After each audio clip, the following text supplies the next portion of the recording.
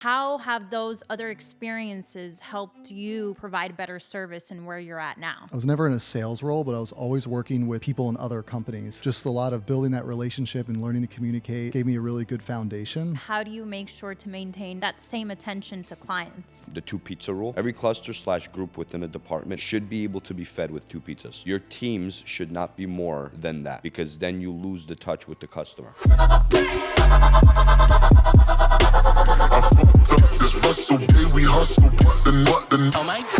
Hey everyone, welcome to episode 7 of Moments in Construction. So today we are excited to invite Ed Hendrickson from Balance Title. Ed, welcome to the podcast. We're so excited to have you here today. Thank you for having me. Love to start off with, first off, why are we wearing sunglasses? Matt, do you want to enlighten us? Yeah, so I never had allergies in my life. And this year, for some odd reason, it's just like really bad. So my eye looks like a balloon.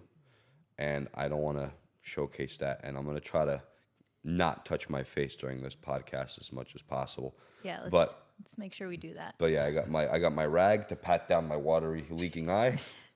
And then, yeah, just going to rock and roll. I don't want to cancel on that. In solidarity, we're also wearing our sunglasses. Yeah. We're going to rock and roll on Great. this. So, Ed, great to have you here. We're excited. You've worked with us for a minute now. Want to give people some context with, number one, how you met Matt, what work you do with us, what it's like to work with us. So we'll get into all of that. But first, let us know a little bit about yourself. Like, where are you coming from? What do you do? Share. So I own a title company. That's currently what I'm working on right now. I'm also an investor. So I've flipped houses and own a couple rental properties. It's a little bit of background without getting into too much That's detail. The professional background. So my personal, if we want to go there, I'm a father, a husband. I have 3 kids. We have a 6-year-old, 4-year-old, and a 6-month-old boy at home as well. Congrats, so idea. Life is crazy, right? We live in a 2-bedroom apartment, so there's a lot of stuff going on. Our downstairs neighbors aren't very fond of us as we stomp all around all the time. But yeah, I mean, life's pretty good, right? Work's good, family's good. I mean, we live in Hoboken. Hoboken's awesome. So it's everything's good. Very sweet. I didn't know you had kids. That's so sick. Yeah, Congrats yeah. on the What? little one. Really? Yeah, Thank I you. didn't Thank know you. that. You just give such... We're learning a lot about each other today. For sure. I mean, we just met, so for sure. But yeah, you give very young energy. So I'm like, oh, he's definitely like, I don't know. I mean, that's not that old. What are you, 30-something? I'm 36. Oh, you're super young. Huh? Yeah. Okay. All right. Well, very cool. Curious to know, how did you meet Matt? Where did you meet Matt? How did this relationship come about?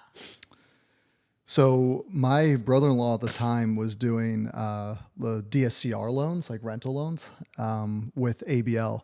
And he connected with Matt, and Matt had a very weird deal that he was working on. He was actually purchasing a note from somebody, and ABL wasn't able to do it. Joe wasn't able to do it. So Joe was like, why don't you call Ed? He can do these weird deals every once in a while. So I introduced Matt to one of my private lenders who does deals like that. So they, I guess, in the way the deal was somewhat structured is they were like partners in the note, but it really was a loan at the same time because you can't really lend on a note.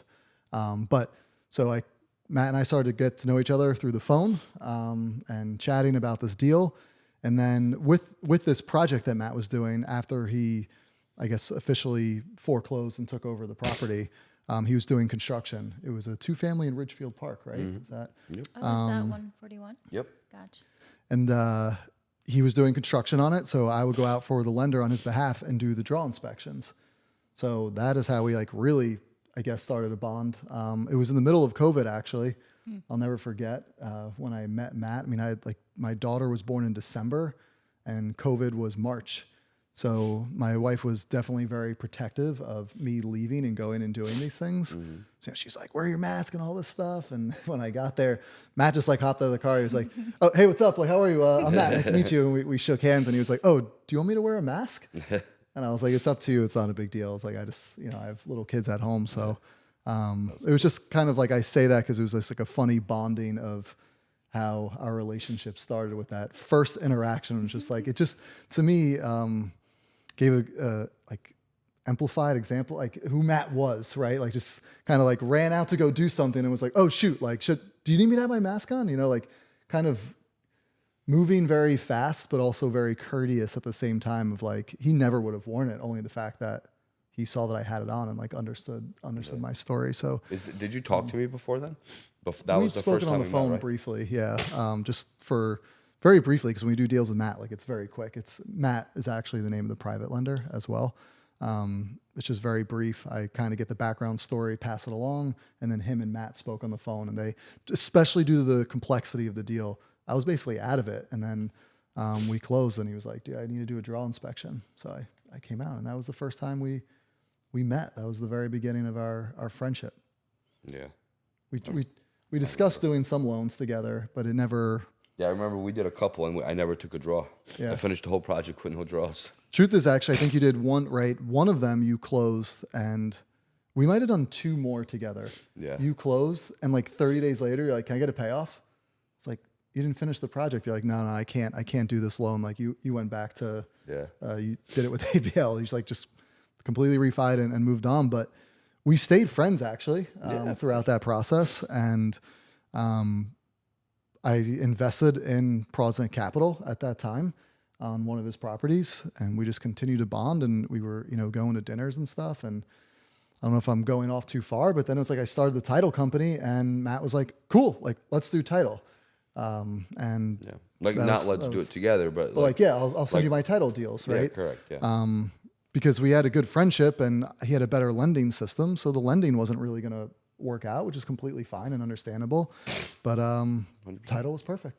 So and we still just like do title deals and go out birthday parties and hang out. So have I would say we're really friends first. I mean, if you were to ask me, it just happens that there's a business that we have some synergy with, that we can do business at the same time. Yeah, it's interesting how that works, because I feel as if a lot of the people that you work with, Matt, you either knew them first or knew them through someone, or they've been friends, whether it's someone on the team or let's say someone that you've done business with.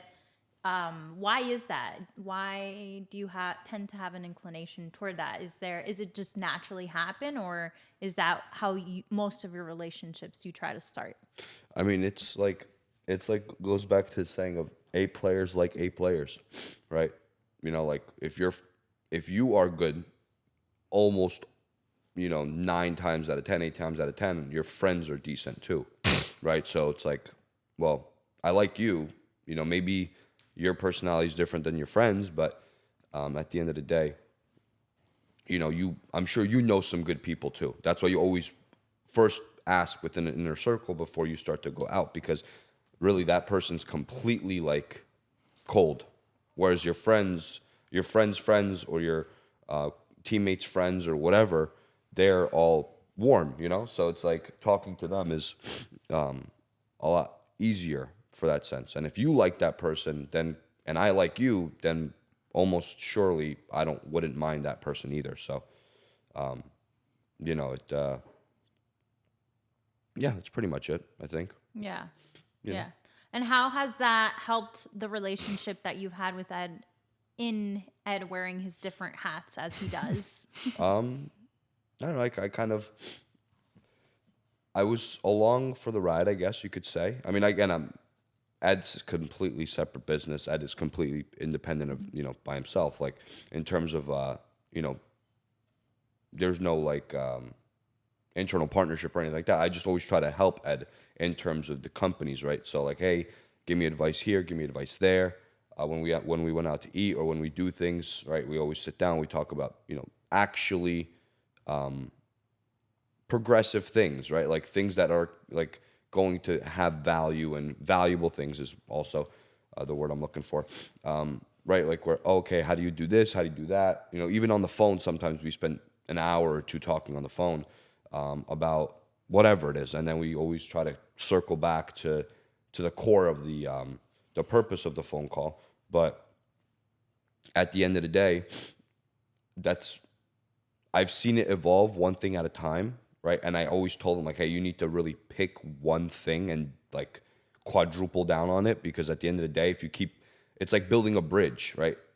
If you start building one bridge and then you stop to build another bridge, you're never going to get to the other side of the river. You're just going to keep building a bridge halfway, and you're never going to get your goal, which is to the other side of the river, right? So I'm like, if you're going to do title, I just remember, I'm like, if you're going to do title, that's what you're doing.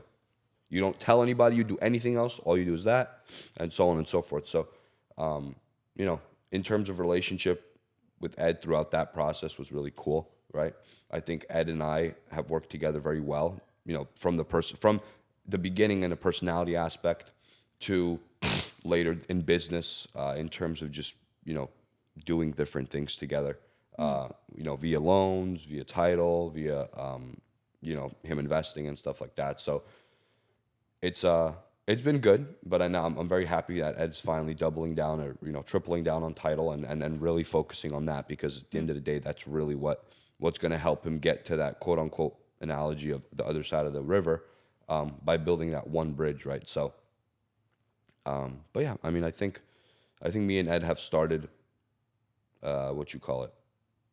started to really ramp up both of our businesses, right? And all we do is help each other. So it's really, you know, grow the pie. Correct. Together. Yeah, exactly. The pie. Exactly. Yeah. You touched on something that Ed and I were talking about briefly prior to the podcast, but it's just the idea of a generalist versus, let's say, a subject matter expert. I'm curious, Ed, you, again, in your other previous past lives in other roles, whether it's working at a hedge fund, whether it's working for hard money. So you've been through these experiences to help you land in title to what you do now.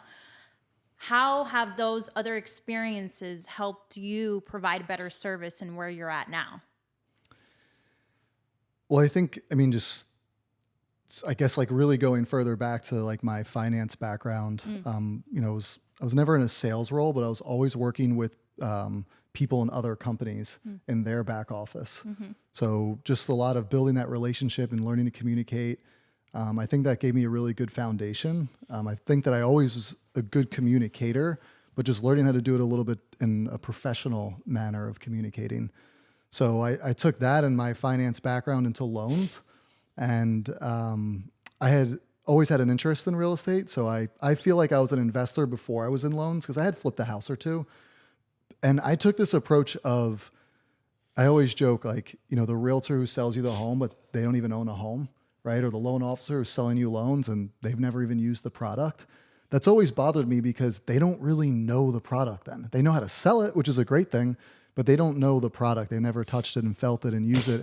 And you know, I always say to people with loans, for example, you know, there's no one lender that's good for everything, right? Some lenders are good and bad at different things.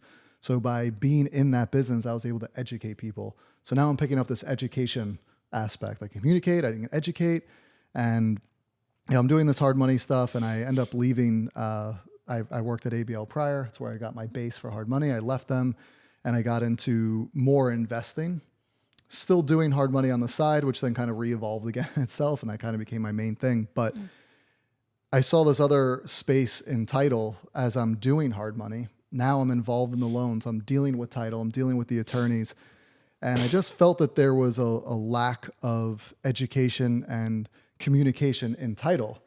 So my idea was like, I'm going to start a title company and do loans at the same time. I felt like I could maybe, you know, do this lateral or parallel, I guess, movement and start to move to the next level and do these two things in synergy. So I started doing title, and as Matt said, now Matt knew me originally when I was doing loans and has helped me, as he said, through the title experience, because it is hard. You're 1 foot in one business and 1 foot in the other business. Now, I do think that my loan experience has also helped my title experience, because not many title officers or title companies have been in loans prior. So I've able to take this piece of every little thing in my aspect and now do title, that I think that I can be one of the better title companies, because I've actually sat in all those chairs. I've been a realtor, I've been a loan officer, and now I'm doing title. So I understand where everybody's coming from, and I can communicate to them. Not just, a lot of times you meet a title company, there's like, we need your commission invoice. We need this.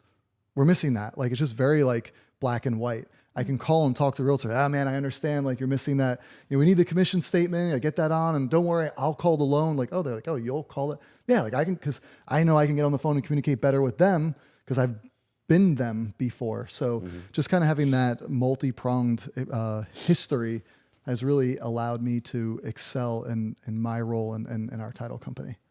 Absolutely. Yeah. And I'm guilty of that too. Just left, right, asking, do you have this? Do you have that? Yeah. But I have been in this area, I guess, for 2 years now with Prawdzik. A little over 2 years. Wow. Where's my anniversary dinner? I've been waiting on it. Yeah. But yeah, I think that's one of the cool things about being in the business is you can make of it what you want, and you have the ability to explore what your niche is and where you want to center your focus on. And so it seems like we all have a little bit of that. I mean, Matt has from the very beginning, but even within that, you've explored different projects, you've done rentals, you've done flips, and so you went through all of that before you landed as Prawdzik single family home custom builders. And yes, we dabble in other projects, but I think it goes through, you have to go through that exploration to land on the thing that you want to build a bridge for. Absolutely. So backtracking a little bit, Matt, how on your end and with Prawdzik working alongside Ed on certain deals and projects, how has his experience helped ease and run the flow of our business with him? Oh, I mean, title's vital, right? So I mean, if I could take it all the way back to when it first started, just like getting, like you said, like the house we got from that loan, that was a note, right? If we didn't do the loan, we wouldn't have had the project, right? Therefore, we wouldn't have another property on our balance sheet and so on and so forth. So I can go that far and say to that extent that, you know, he's unlocked ability to do more business, right? Period. Do more business, grow the company. But in today's time, with title specifically, and making sure that we are, getting to closing as soon as possible in order to act on getting the execution of the project, right? Because at the end of the day, like you said, we're custom home builders, we're single family developers. That's what we do. That is our cookie cutter, bread and butter, meat and potatoes of what we exactly do. And as long as we have clients, which we always do and always will, knock on wood or whatever, right? Cut.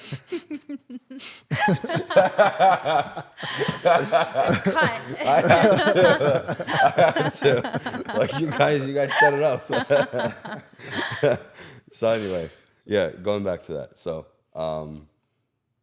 so getting clients always and having them and making sure we execute the project as soon as possible, fast as possible, right? That's vital, right? And with Ed's follow-up game is all really, really good. So he'll make sure that from the minute he knows he has title to a minute he knows that we have a loan to a minute we're going to be closing, he's always following up for the things he needs. Because again, at the end of the day, everybody hinges on the title company. At a certain point, the title company's ready, then it's the attorney's job. But without the title company, there is no closing, right? So you have to get them. And Ed always tries to put us to the top of his list, tries to make sure that we're taken care of, so that way we can execute on developing the home faster in order to service the client the best that we possibly could, So, and again, like I mentioned, I could take it all the way historically to when we met, the ability to just do business maybe we couldn't have, especially because it was in the heart of COVID and many people were not doing business, but also to now in executing on the title side, which I'm very glad that he's, again, like I said, doubling down on title because I think he's very good at it. And like he mentioned, all the hats he's worn in the past, it's like all consolidated into one area, which is title. So he's able to do a very good job in working those avenues. So. Yeah, for sure. So that's one of the things I love about working with Ed. I agree, is that both of our follow-up game is so strong. So we're constantly like, Ed, I need this. Erika, I need this, back and forth. So it definitely makes it easier when you're working with someone who has been through the process multiple times, knows what they're doing. So Ed, how has that experience been? You mentioned you do a lot of education for people who are going about this the first time versus what is it like working with people who have been in it for maybe a bit longer, have more experience? Like, how does that dynamic change and affect you in your role?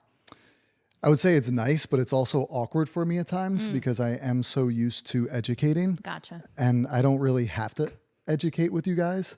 And the funny thing is, like you said, we both are very follow-upping on back and forth, that sometimes it's weird working with somebody in a positive way that is so, you guys are so on top of your stuff. I don't really even have to follow with you, that sometimes I'm like, should I ask? Like, I actually don't even want to be annoying right now because I know they know what they need and they know what I need. Like, we're both kind of like mentally, like telepathically talking to each other, that I'm just like, hey, I need this entity doc. You're like, yeah, we don't have it because of this. And then, maybe it's not created yet or whatever the case is. But, I'll ask you a week later and you're like, I still don't have it. And it's just like inherently my nature just to be follow up. But it's nice to not have to follow up with you guys. But I just can't help myself to not follow up with people at times. Especially, I don't want to be left in a situation where all of a sudden you're like, you just like bombard me. You all of a sudden give me all the docs, lender calls, and they're like, let's close tomorrow. And I'm like, oh shoot, wait a second. Like, I should have followed up harder so I was more prepared at the end of the day. But thankfully with you guys, I mean, your system's really streamlined, right? I get the email knowing the title's ordered. I really don't have to, like I said, follow up. I know that when the entity docs are ready, I'm going to get them. I know when the lender's there, I'm going to get it. Like, I'm not following up with you guys like, what's the mortgagee clause on this one? If anything, like Matt's proactively texting me to be like, hey, like we just sent our application and, we're ready to go as soon as it comes through. But like, we're sitting here just waiting to know, just give me that mortgage clause and that contact, and we're right off to the next step. Right. So a few things. I love to hear it because it's such an important part of what we do is the education piece and the communication piece. So number one, communication, definitely never assume. That's in my very limited 2 years. That's one of the things that I've learned is never assume that people know what you're thinking or know what to expect, or always over communicate, in my opinion. So number one, communication is key. But another key point that you mentioned is education. And we do that a lot, especially on our sales team. Hugo, a lot of his role is educating clients on our process and what we do, what options they need to be making. And so what is that education piece, that component like for you? It seems like you're very passionate about it. Tell us a little more on how you do that. Well, it is difficult with title to educate because honestly, title is boring. So like, if we really get into like what I'm doing in title, like you might not want to work with me if I over tell you about it. You'd be like, man, this guy's like, I don't want to call him. He's going to really get too in depth. So I just try to give like a high level as to how things are going to happen, not necessarily what we're doing from the importance of title. Cause it's funny when you have title, it doesn't, you almost don't, most people, the average person don't care who title is because they don't understand who title is. And we're not really that involved directly to them, right? I'm liaising with attorneys mostly. So they're the ones that have the options to kind of give that education more to them. So I think that in my business, a lot of it is getting them on the phone and trying to explain to them like who we are and where we're going to be. And you can come to us because we are kind of driving that ship at that point, right? Like Matt said, that there is many people involved in it, but we are touching all the points.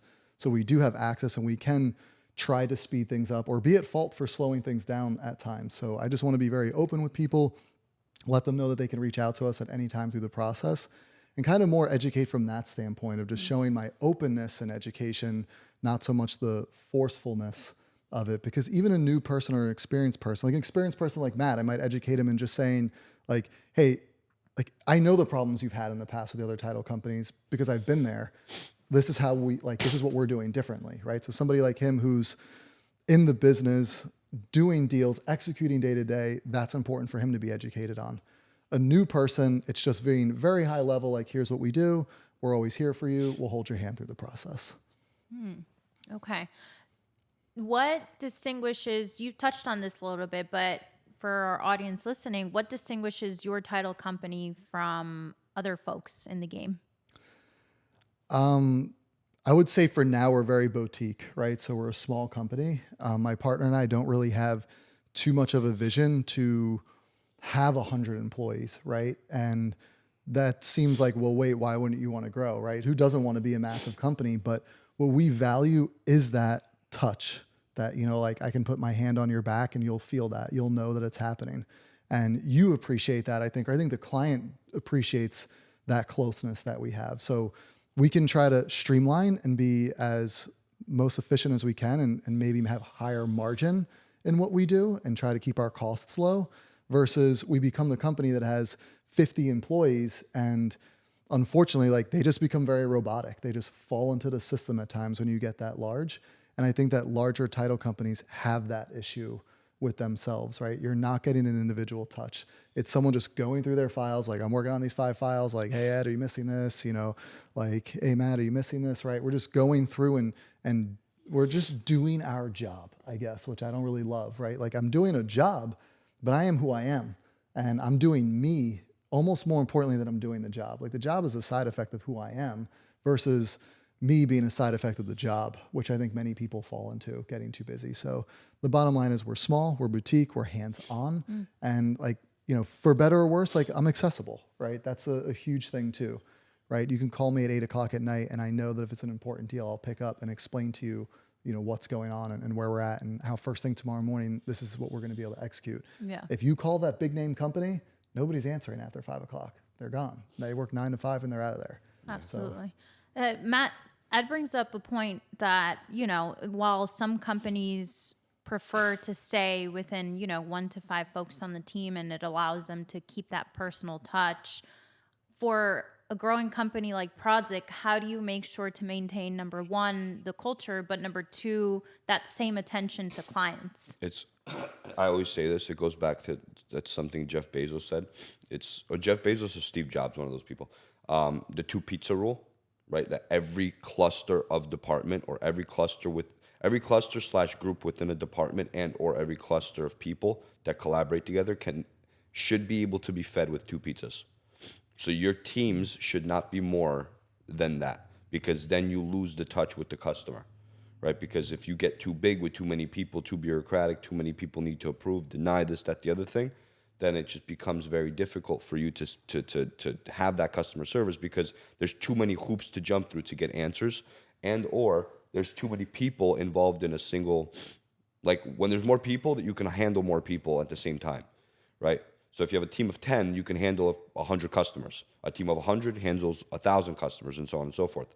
But if you keep the niches small, right, you're able to handle 10 customers, and you can service 10 customers in clusters very easily, right? Now, to get to that kind of scale and to be able to have different clusters everywhere to handle 3 to 5 to 10 to 15 customers, and, you know, like Ed said, give them that personalized feeling and personalized service and, you know, special care.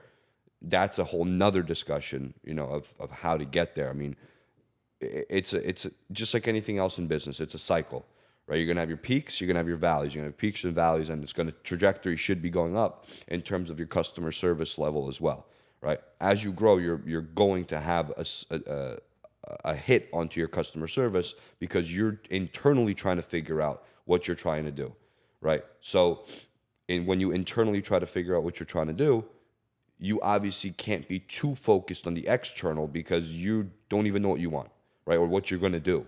So, but then once you figure that out, and once you get that cluster or people or group or team or whatever in lockstep and making sure that the internal process is efficient, then they can translate that and push that and give that to the customer. And at which point you build another cluster of people to make sure that that cluster of people, right, that first team that you just developed and made efficient in lockstep, doesn't get too many customers at once. Because the more efficient your system is by nature, you're going to get more customers, right? So you have to make sure that as soon as you're done developing one cluster, you're already starting to think about the next batch of people. Because once this team gets 20 people, person 21 goes to this cluster now. And they're going to have 20 people. And then cluster 3 will get, 41, and so on and so forth. So that's kind of how I like to think about it. The 2 pizza rule, with all that being said, is kind of what you want to focus on, right? So typically that's no more than 5 people, unless you're a fat fuck.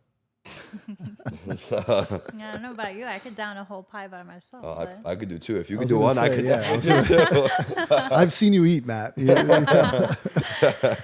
that OMAD. Are you still doing OMAD? Yeah. You do? Mm-hmm. Oh, okay. What was that? I mean, dinner with him must be interesting, and I'm sure. Oh, he orders for 3 people. Yes. And I just let him order too, which is actually kind of, I don't know if he does this with other people, but I like that because we're always going somewhere new, and I've never been there before. So, and he typically has, right, for himself. It's always new for me, right? which one of my favorite things about eating out with him is I get to try all these different places because he doesn't really like to stay in one place too long. So we go to a new place and I'm like, what's good here? And he's just like, I'll order. Don't worry about it. And he just orders all the appetizers. I'm like, is this like a crazy amount of food coming out here? Like, how are we gonna do this? I'm like, don't worry, I'll finish it. if there's anything left over, I'm taking it home because Matt won't have it the next day, right? Like he's got his next meal planned out at dinner the following night, and which is great. So I get to take home all the leftovers. It's so funny. All the leftovers, the minimal amount of leftovers. The scraps. Are you gonna eat that? It's the pita bread they give you in the beginning. That's so funny. I of course eat way slower than Matt does. I'm also vegetarian, but like you said, he's still very conscious when we go out. He's like, oh, what veggies are we getting? And we just get shit ton of appetizers, just veggies. And then I'll be like barely halfway through my plate and he'll be like, are you going to finish that? Are you going to finish that? So I feel like I have to protect my food out here whenever I go out to dinner. You're like, I'm just slow. I'm going to get to that. Just give me a second. Sometimes she's like, I'm done. Take it. Yeah. She feels you looking at the food. That's why. I do my best. My favorite is when has he done this to you yet? But when you're done with dinner and he's like, Haagen-Dazs, ice cream, dessert. We actually did that. We did that. Yeah, our recent dinner, we did that. We went to Haagen-Dazs after. Oh, did you? Yeah. Wow. What'd you get? What's your go-to flavor Haagen-Dazs? So first, I'm like I did not get my go-to, but I'm like a brownies a la mode guy. Okay. So I like the brownie on the bottom with the ice cream with some whipped cream. It's been a while since I've done that. There used to be like in high school, we had a Haagen-Dazs in town. I would go there weekly with one of my buddies and get that. But I'm really a milkshake guy. I actually got a cookies and cream milkshake. Was my drink. Looks like a milkshake choice. What'd you say? He looks like a milkshake. Milkshake guy. A cookies and cream milkshake or No, strawberry? just a regular, Like, what are we talking here? Any milkshake. I just look like I drink milkshakes. My go-to is for sure always dulce de leche. Like, so obsessed. Yeah, so obsessed. good. But What is it? it's Caramel. yeah, Okay. it's basically caramel. Yeah. Well, that's hard to refuse, right? Caramel, nice and sweet, right? Yeah. But okay, so shifting back, ice cream is fun and all. Shifting back, where do you guys see either your companies growing within the next 5 years? I want to start with Ed because I've heard a little bit we've talked about this before, but Ed, where do you see yourself and your company going within the next 5 to 10 year range?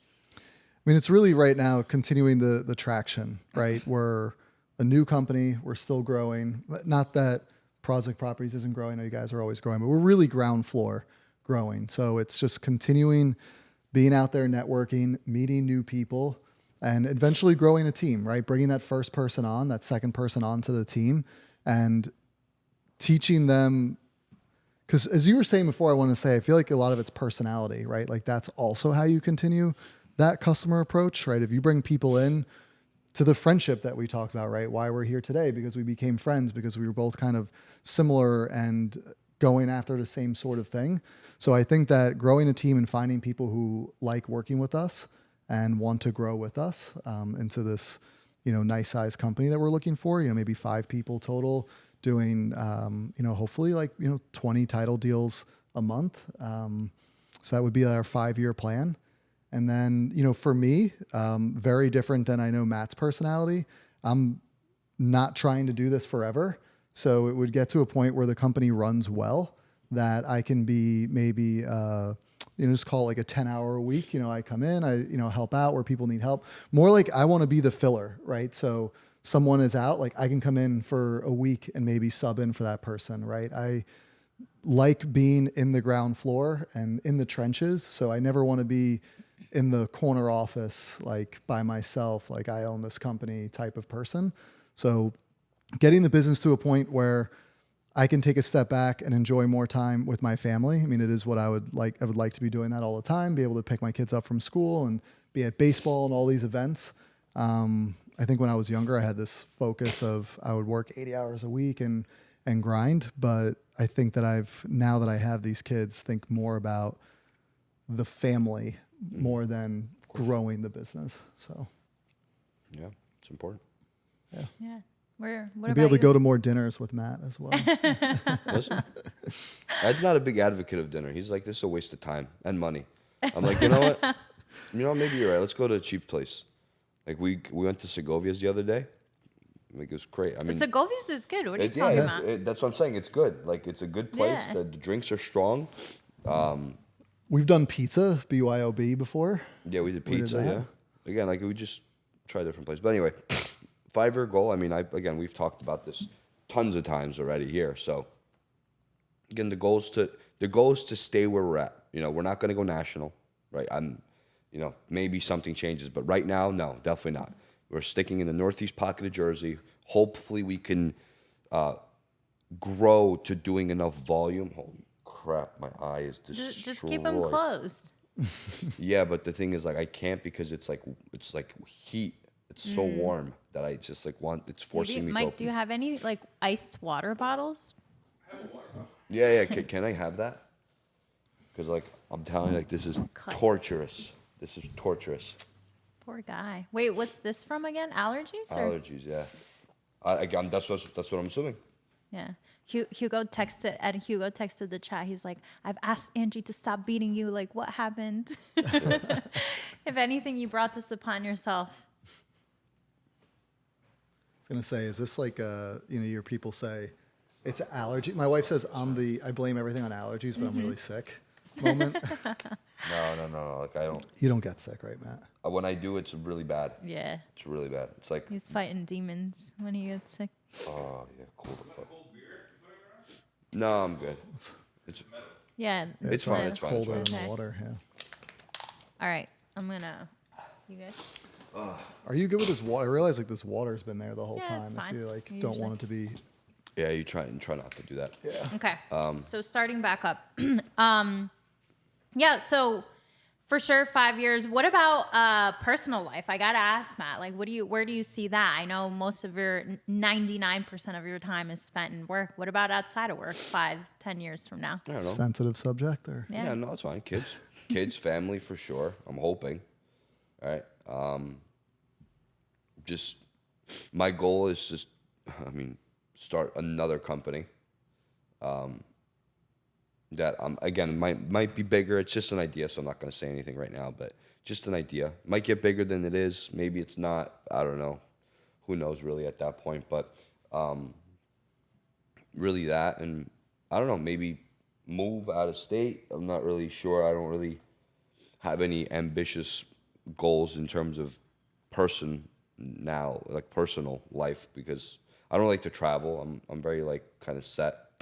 I like to go outdoor stuff, but again, I'm very regimented, right? So I'll always try my best to fit it in, but if it has to be planned out ahead of time, it has to be planned out ahead of time, you know? And then sometimes like if I do travel, I hate planning traveling. Like I'll just wake up one day and I'll just say I'm going, and that's it. I'll go tomorrow and I'll just get out of there. But I don't know. Kids, family, wife.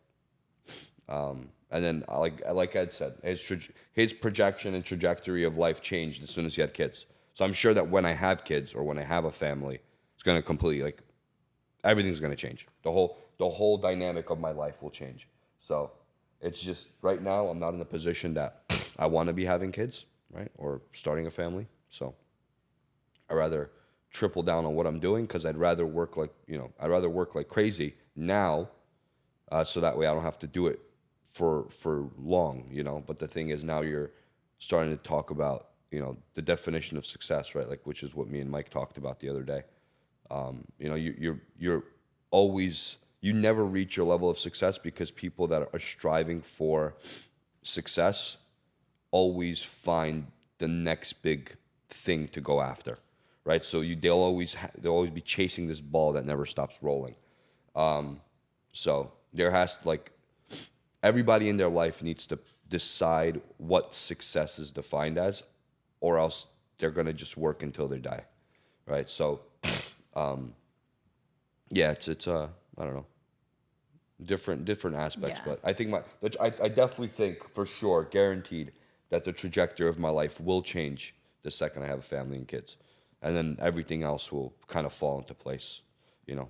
But I'm very regimented, so I'd have to plan it out and make everything kind of work together well. So Yeah, absolutely. And I think another important thing as well is like you mentioned, know what success is for you individually. And so, Ed, what it looks like for you is different than what we hear is it looks like for Matt. And so staying true to what it is that you value and you find important, because we're all in it and we all enjoy working hard and playing the game, but people have different plans. People have different exit plans, and staying true to that is, I think, the most important. And, you know, now that your family is growing and you're setting that foundation, that has become a pivotal part of, you know, your life, whereas your earlier stages of the game, you're looking to grow this long term. So definitely, I think, is important to take a minute to reflect, what am I pursuing here?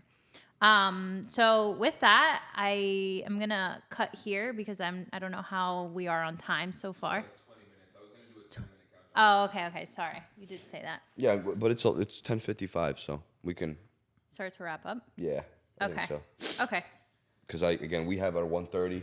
Like I got stuff to do before then too, so I don't. Okay. Wanna, So any I'm not trying to cut it short. but- final No, I topics? mean, look, we I covered feel like a we're lot. gonna look at this at the end of the day, and I never look at Well- the camera. I'm glad you don't really look at the camera either. I notice. So I'm looking at the darkest spot in the room, which is under here, so my eye doesn't start to water. No, I just mean generally. I feel like Like, can you tell that I'm looking there the whole time, or does it just look No. like I'm looking It straight? I need just looks like you're I'm, looking I'm just straight. like talking to you guys, so I'm never looking at the camera. Yeah. No, that's the point. That's fine. And we'll do it again anyway when I don't have this fucking piece of shit in my eye, or wrong with my eye. So, but yeah, so this is nothing. Okay. You can maybe even come with Kevin next week, Kevin Moe and Kevin Kevin Moe? Rodman. Kevin Rodman's coming on. Yeah, right. Wow. I know. Oh, he I got said yes? I got the big man to come on. Nice. Shit, that's gonna be a good podcast. Okay. So any final topics we want to touch on to wrap up? We could talk about his Saturday meetup that he's canceling because everyone's a bozo. Should I put it in that context? No, but yeah, we could talk about Yeah, we that. could talk about that. I mean, because I think that in some, Okay. Go ahead. Go. so I think that in some sense so my meetup, right? I was running this meetup every Saturday. It was every Saturday during COVID. So I felt like there was needed a place for people to come and talk about real estate. Again, I felt like I had this education. I did not start it at the time I was doing loans. I didn't start it to sell one loan. It was purely for an education standpoint. And I was doing it every day, every weekend, every Saturday at 8 o'clock actually during COVID. I did change it to 9 because I got some complaints. It was too early in the morning. But so we kind of came up with this 8 o'clock too early. cash and coffee thing. Like, let's get some coffee. I wanted a different group. It wasn't about like drinking at Thursday. Like, I just felt like people who go to a Thursday networking event are probably 50% of there for the drink. And then like 50% of the other 50% are just like never going to do a deal. Probably even higher than that, to be quite honest. I'm sure like 75% of people that go to those events are definitely not doing deals, but 95% of people are there for the drink. yeah. 75% of them will never do a deal. Yeah. Wait, guys, I went to a networking event recently, and there was one woman at a table. I just thought the whole experience was so funny, but there was one woman at a table, and I approached her. She was sitting by herself, so I was like, "Oh, hey, like, you know, what brought you here? My name is Erika. What do you do?" And she was like, "I'm here to find a man." Straight up, first thing she said, she's like, I'm here to find a man. Someone who knows what they want. I would appreciate that. If someone came to my event and said I'm here to find a man, like I wanted to come to a real estate event because I want to find someone who owns real estate, I'd be like, that's great. Half the time I get someone who's like, yeah, I'm a real estate investor. And I'm like, cool, what do you do? They're like, I'm looking for my first property. And it's like, okay. I mean, I guess it's good to have, start labeling yourself for what you're going to be in the future. Right. But you're not running around saying like, I'm married and showing up to the event. Like you got to like step back a little bit and say, I'm here for a man. Like as I'm looking to find somebody, right? Yeah. You're looking to learn how to start real estate. So yeah, I mean, we're going to shut the event down for now because I did switch it up. I tried doing some happy hours and I just found that honestly, I was getting a little tired of going to it because it was the same people were coming, which we've kind of become friends, which is a great thing. And I'm very grateful for that as well. But we just weren't really getting new people to come. And the new people that were coming were in and they were out and it was just like, I was tired of the same story and I don't want to contradict my educational standpoint, but it was just, nobody was really there interested. And like, I don't want to teach you 100 times and then you never do it. I guess that's really the thing, right? Yeah, so of course. I Nobody felt wants like to do I that. was always telling people like, this is how you do this, how you have to start, where are you going? And they just would come back and like not have done anything and come back and not have done anything. It's like, how many books are you going to read before what I go used and to tell do it? you. That's what I Right? used to Yeah, tell you, yeah. exactly. Like I do think, so when I worked at ABL, I remember people would say, it's like slightly off topic, but they would go to fortune builders and spend $30,000 to learn how to flip houses. And they would call and want to get a loan. And they didn't have any more money anymore because they just spent $30,000 learning how to flip a house. And I was such an advocate of if you had taken that $30,000 and flipped the house, and if you got back only your $30,000, or if you lost $30,000, sorry, that would have been a better educational course than paying somebody else $30,000 to learn to do the deal, because you learn more in the process and in your loss, really, at the end of the day, right? I think most of our gains come from our losses, right? You screw something up and you're like, well, maybe I shouldn't do that again, right? Or you do it again and you're like, I definitely shouldn't do that again, right?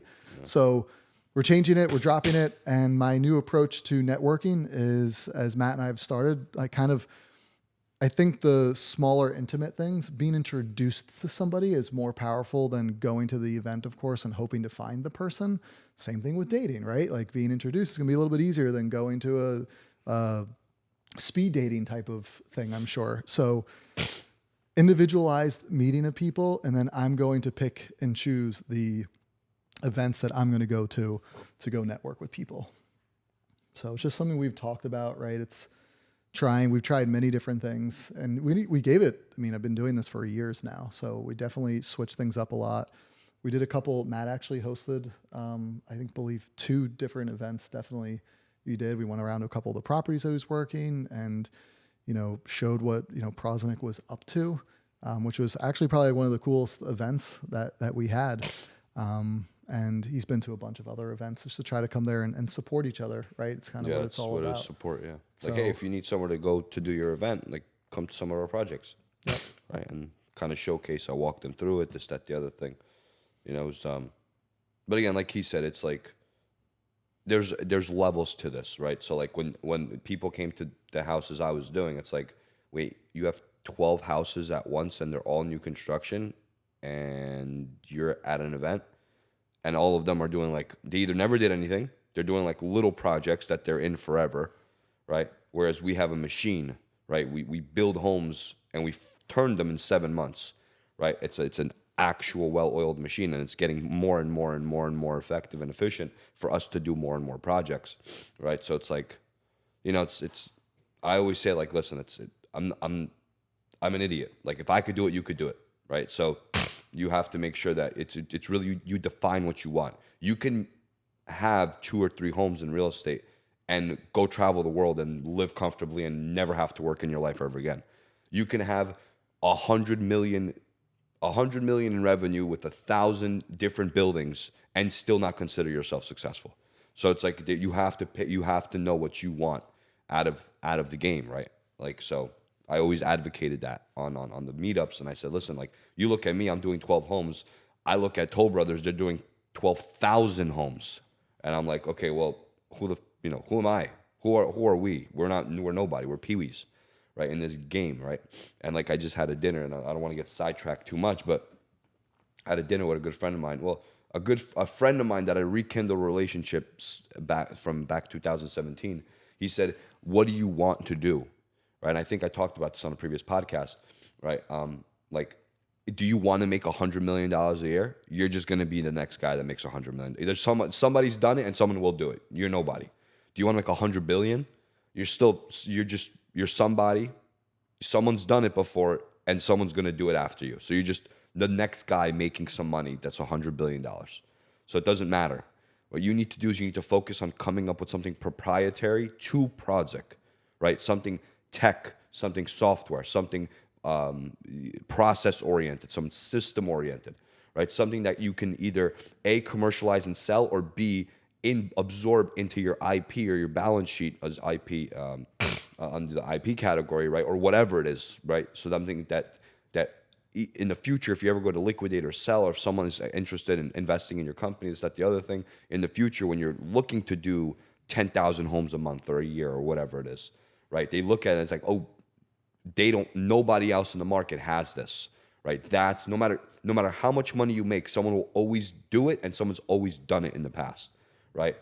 So goes to show, and again, circling back to the meetup, it just ties to that. Like, you need to make your own definition of success. You need to make your own definition of what you want out of this thing called development and real estate and whatever else you want to call it, right? That's really what it is. And I think I try my best to support and, help Ed's attendees, but now friends, realize that and come to that realization that it's very important to set a focus somewhere. Sounds like I'm crying, but He gets emotional about this topic. I get it, man. I can't stop leaking. Anyway. Something I wanted to say about success, as we were talking about this before, as we're wrapping up here, like, I think that people need to be prepared to change what their idea of success is also as you evolve, 100%. right? Because a lot of people do come out with that mentality of like, I'm going to make $100 billion, right? Like, and I think that a lot of success starts monetarily, which is, I think, a good thing because it gets you driven. But why are you doing it too, right?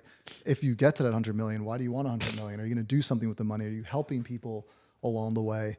And again, just being, I think in business, you have to be willing, you have to be able to adapt and adjust anyway, period, to survive. But you don't have to chase that goal of 100 billion the whole entire time. Maybe you get to a point where, like myself, like I thought I was going to want more, but then I had a family, and now I'm like, I don't need, in order to get that, I'd have to sacrifice my family. I'm not going to chase that anymore, right? You've admitted, like, during this period of your life, you don't have a family, so you're going to go grind and get after it because things might change. And that idea of success might evolve as well that you already, alluded to earlier. So being adaptable and willing to change, I think is you got to rock with the punches, for sure.